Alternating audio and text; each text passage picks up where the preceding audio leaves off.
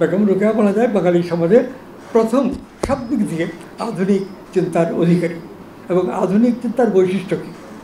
আধুনিক চিন্তার বৈশিষ্ট্য ধর্মনিরপেক্ষ। ধর্মকে রাজনীতিতে সমাজ জীবনে গুরুত্ব দিয়ে দেখেন না, বিজ্ঞানমুখী, বিজ্ঞানকে পছন্দ করেন এবং আমাদের অবলম্বন হবে বিজ্ঞান এবং বিজ্ঞানের জন্য যুক্তি দরকার এবং বিজ্ঞানকে কাজে লাগাতে হলে বিবেক দরকার। আমার এটা মনে আছে যে আমার একটা লেখা তখন প্রকাশ করেছিলেন গৌরী আইয়ুব, সাইদ আইয়ুবের স্ত্রী, এই বাংলাদেশের লেখকদের লেখা নিয়ে। তো সেইটাতে আমার একটা লেখা ছিল প্রতিভাবানের প্রতীক্ষায় এই নামে, ওই বইতে ওই মহিলা সংকলন করেছিলেন। তো এই বইটা আসাদ চৌধুরী আমাকে এনে দিয়েছিলেন। উনি কলকাতা থেকে যখন আসেন তখন বইটা নিয়ে আসছিলেন এবং আমাকে যত দ্রুত সম্ভব দিয়েছিলেন। আরও একটা বই, সেইটাতেও আমার একটা লেখা ছিল। তখন তো ঢাকা কলকাতার যোগাযোগ ছিল না, বিশেষ করে যুদ্ধের পরে বলা যায় সব সম্পর্ক ছিল না। তো সেই সময় আরও একটা বইতে আমার কিছুটা লেখা চাপা হয়েছিল, ওই বইটাও আসাদ চৌধুরী আমাকে এনে দিয়েছিলেন। তো এই যে মানে কর্তব্যবোধ, দায়িত্ববোধ, সবাইকে নিয়ে চলতে হবে, এই জিনিসটা খুব স্পষ্টভাবে ছিল। তো আসাদ চৌধুরীর ক্যান্সার হয়েছে এইটা আমি শুনি নাই, আর যোগাযোগটা শেষ দিকে ক্রমেই কমে গেছে, সবার বয়স বাড়ছে। তবে আমার মনে হয় তার মৃত্যুর 1 মাস কি 2 মাস আগে ঢাকায় ছিলেন হয়তো, আমার সঙ্গে তার দেখা হয়েছিল এবং আমি কথা বলতে চাইলাম। তিনি 1-2টা কথা বলে এত ক্লান্ত এবং বিষণ্ণ যেটা ভাবা যেত না, দেখে আমার কষ্টকর লাগছে। তো পরে খবর দেখলাম ক্যান্সার হয়েছিল, মারা গেছে। তো এই সব কথা আমি স্বতঃস্ফূর্তভাবে এখানে যা বলছি একটু গুছিয়ে লিখলে, সুন্দর করে লিখলে এগুলো মূল্যবান হয় এবং একটা কালের ঐতিহাসিক কিছু বিষয়ও সামনে থাকে। আসাদ চৌধুরী ওইখানে অন্তত 150-200 বইয়ের নাম আছে তার লেখা। এর মধ্যে অনেকগুলো ছোটদের লেখা, ছোটদের জন্য লেখা, অনেকগুলো বড়দের জন্য লেখা, তাছাড়াও আরও নানামুখী চিন্তা আসাদ চৌধুরীর ছিল। এবং একজন লেখককে নানান দিক থেকে বহুজনে বিবেচনায় পড়লে সেই লেখকের প্রকৃত পরিচয় পাওয়া যায়। ধরেন বঙ্কিমচন্দ্রের কথা, রবীন্দ্রনাথের কথা, শরৎচন্দ্রের কথা, বহুজন তাদের লেখার প্রতি মনোযোগী হয়েছেন, বহু রকম আলোচনা পক্ষে বিপক্ষে করেছেন এবং সেই আলোচনা সমালোচনার ভেতর দিয়ে একজন বঙ্কিমচন্দ্র, একজন রবীন্দ্রনাথ, একজন শরৎচন্দ্র দাঁড়িয়েছেন। যেভাবেই দেখা হোক, কলকাতা কেন্দ্রিক যে সংস্কৃতি ব্রিটিশ আমলে, আমরা তো সেই সংস্কৃতির অন্তর্গত ছিলাম। কথা কেবল হিন্দুদের না, মুসলমানদেরও ছিল এবং সেইখানে অনেক লেখক আত্মপ্রকাশ করেছেন। ধরেন মীর মোশাররফ হোসেন, তারপরে জাস্টিস আমির আলী, তারপরে আরও কিছু লেখকের নাম আমরা পাই যারা মূলত উর্দু স্পিকিং কিন্তু বাংলাকে গণ্য করেছেন। বেগম রোকেয়া বলা যায় বাঙালি সমাজে প্রথম সব দিক দিয়ে আধুনিক চিন্তার অধিকারী। এবং আধুনিক চিন্তার বৈশিষ্ট্য কী? আধুনিক চিন্তার বৈশিষ্ট্য ধর্মনিরপেক্ষ।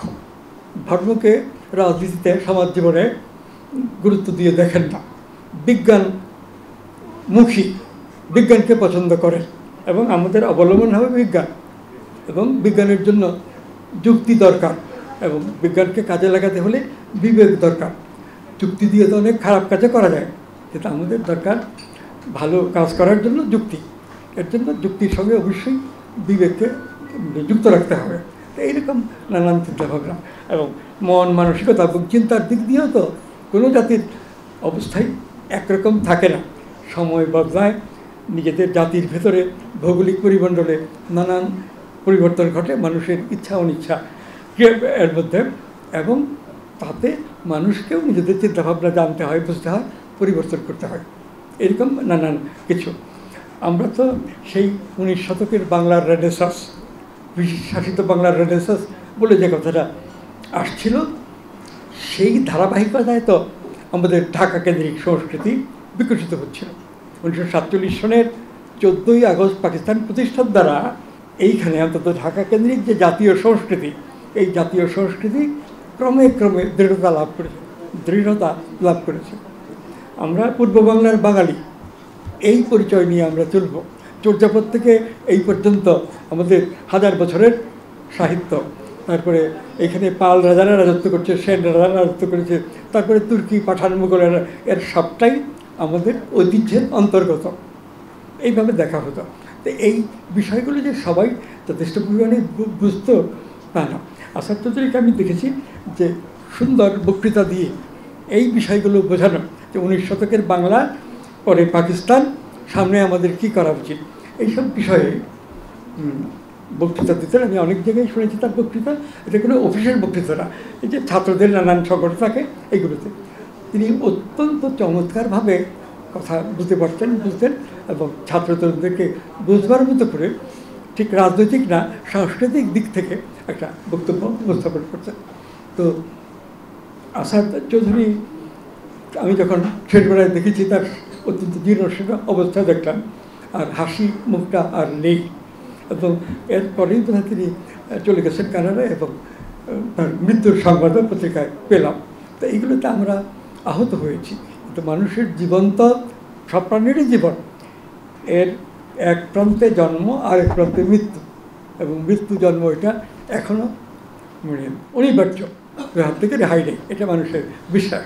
কিন্তু ইউরোপের রেনেসাঁসের সময়ে এবং আমাদের দেশেও ইংরেজ শাসনামলে এই ধারণাটা ছিল যে মানুষ মরণশীল, কিন্তু মানুষের এমন সাধ্য বিজ্ঞানের কল্যাণে ক্রমে বাড়ে, তাতে এমন একটা সময় আসবে যে জন্ম মৃত্যুর দায় থেকে মানুষ মুক্ত হবে, মানুষ চিরজীবী হবে। এইসব কথা নিয়ে লেখালেখিও হয়েছে নানানভাবে।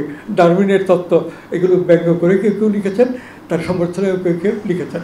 এই সব চিন্তার মধ্য দিয়ে আমরা আমাদের কৈশোর যৌবন কাটিয়েছি, এবং এই ধারাবাহিকতার মধ্যে অবশ্যই স্মরণ করতে গেলে আসাদ চৌধুরীও এর মধ্যে আসেন, এবং আসাদ চৌধুরীর বিশিষ্টতা এখানে অনেক কথা বলছেন।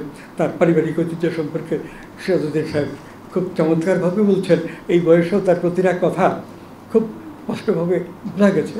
তিনি তো বাংলা, বাঙালি, বাংলাদেশ এইগুলো নিয়েই বই লিখছেন, এবং আমাদের নেতৃত্ব শেরেবাংলা ফজলুল হক, মৌলানা ভাসানী, বঙ্গবন্ধু শেখ মুজিবুর রহমান, তাজউদ্দিন আহমদ, এদের নিয়ে তো তার আলাদা আলাদা বই ছিল। তো এইভাবে বাঙালি জাতীয়তাবাদী চেতনা এটা বিকশিত হয়েছে। এর বিরুদ্ধ পক্ষ চিন্তার দিক দিয়ে অত্যন্ত দুর্বল ছিল, এবং শেষ দিকটায় অর্থাৎ 60-এর দশকের শেষার্ধে এই সব দিক দিয়েই মুসলিম লীগ, পাকিস্তান এটা একেবারে দুর্বল হয়ে গেছিলো। আর আমরা বাঙালি এবং আমরা স্বায়ত্তশাসন চাই, 6 দফা আন্দোলনের চূড়ান্ত পর্যায়ে স্বাধীন বাংলাদেশ চাই, এইভাবে ঘটনাগুলো ঘটেছে। এর মধ্যে আসাদ চৌধুরী ছিলেন। আর আসাদ চৌধুরীর লেখায় সূক্ষ্মভাবে পড়লে পাওয়া যাবে এই চেতনার বিকাশ যে মানে পরিবর্তিত হয়েছে, নতুন কিছু আসছে, নতুন কিছুর মধ্যে ভালোটাকে গ্রহণ করতে হবে, খারাপটাকে দমন করে রাখতে হবে, এইসব চিন্তা চেতনা আমাদের সামনে আসছে। সেই কারণে আসাদ চৌধুরী একজন স্মরণীয় বাঙালি। এই সংকলন বের করে কাটবেছিল একটা মহৎ কাজ করেছে, এবং আরও এরকম যারা গুরুত্বপূর্ণ লেখক তাদের সম্পর্কে কাজ করলে খুব ভালো হয়। আমার ঘটনাক্রমে মনে হচ্ছে কবি আব্দুল কাদির বলে একজন কবি ছিলেন না, কবিতা লিখেছেন, কাদির সাহেব কবিতা লিখেছেন, সেই হিসেবে কবি হিসেবে পরিচিত হয়েছেন। কিন্তু কবির চাইতে অনেক বড় চিন্তাশীল লেখক ছিলেন, তার গবেষণাকর্ম অনেক ছিল, এবং এই কবি আব্দুল কাদিরের জীবন এবং কর্ম নিয়ে কেউ যদি এরকম অনেকটা কাছ থেকে লেখা নিয়ে বই করতে পারেন, তাহলে অবশ্যই সেই বই খুব মূল্যবান হবে।